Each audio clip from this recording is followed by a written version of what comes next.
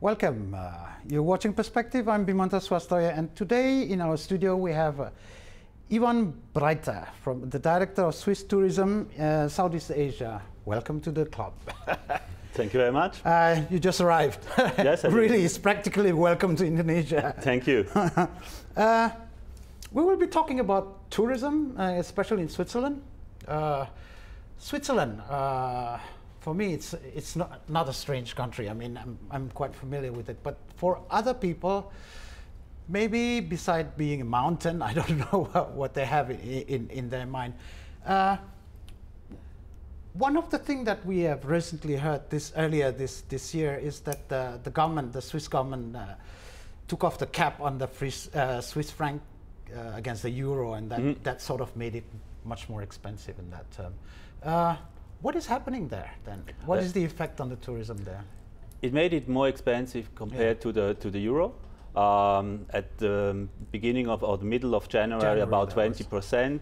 But now it went up again compared to the euro to about 110, so it's about 10% difference than it was. And the Swiss franc has always had quite a big fluctuation between the other currencies, and if you are comparing now with the US dollars, we are at about the same level of strength. Ah, okay. And did it affect much the tourism in Switzerland? At least for the few months? Not on a short, in a short distance. We expect to have less customers coming from the Eurozone this summer. But in general, the people that reserved already Switzerland, they also came. Okay. When you said Eurozone, is that basically your main customers at the moment? Yes, absolutely. So we have, of course, most of our customers are Swiss themselves. Right. They are staying in the country and discovering the different areas. And then the next countries are Germany and the neighboring countries, of course. And there we feel it, of course, the effect. Right. But when you speak Europe, you're also speaking of a slowdown in the past few months, so to say, even a year. Is that also affecting tourism in Switzerland, or is it just because of the franc? We see a big move and change in source markets, so from where people are coming from. We had a decrease in Europe through the last few years. That's not only a currency issue, but also that often European people travel long haul nowadays with cheap airfares, etc. And we see the other way around as well, so that people from North America and from Asia are coming much more to Switzerland now. Right.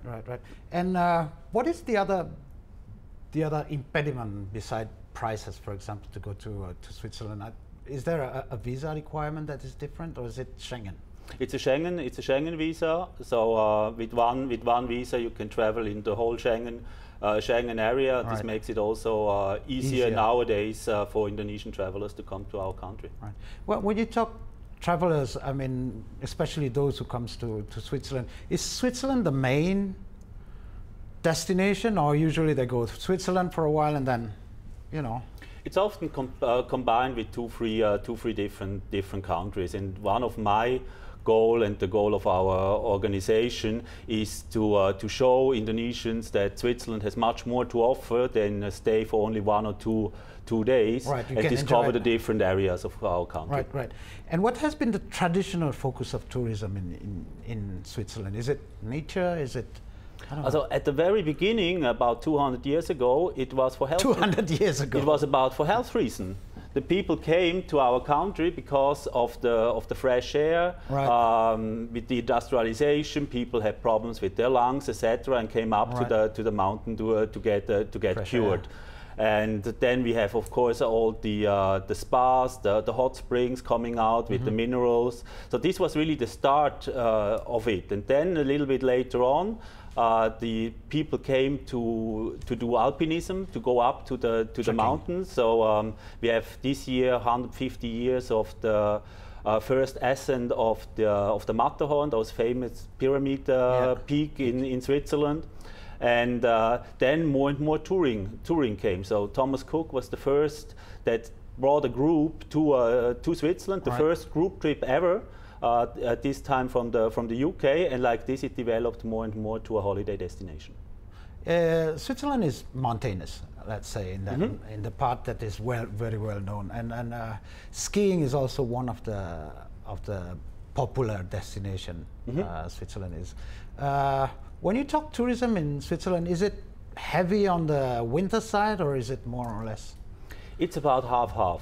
We have the winter season is a bit short. It's usually from December, mid-December until Easter, so late March, April time frame, and the summertime is then about 7 months. So both compared equally is about 50-50, but it depends really from which country. So Indonesian people coming more during the summertime, and so far a bit less in the winter.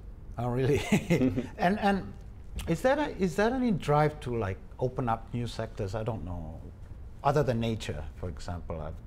I don't know. Have you got cultural villages? Have you got? Yes, we are really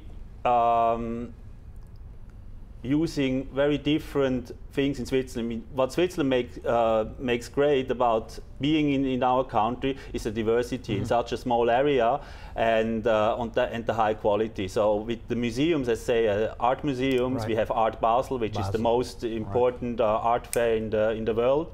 And in all the cities, we have art exhibitions that they're absolutely world class, and you don't have to queue for hours to get into those museums and see the arts of Picasso, etc. And so this is certainly something. And then we see, of course, also the shopping tourism, that often people come to Switzerland to go have a themed tour about watchmaking, as an example, etc. Right. Okay. Let's continue this after the break. Please stay with us.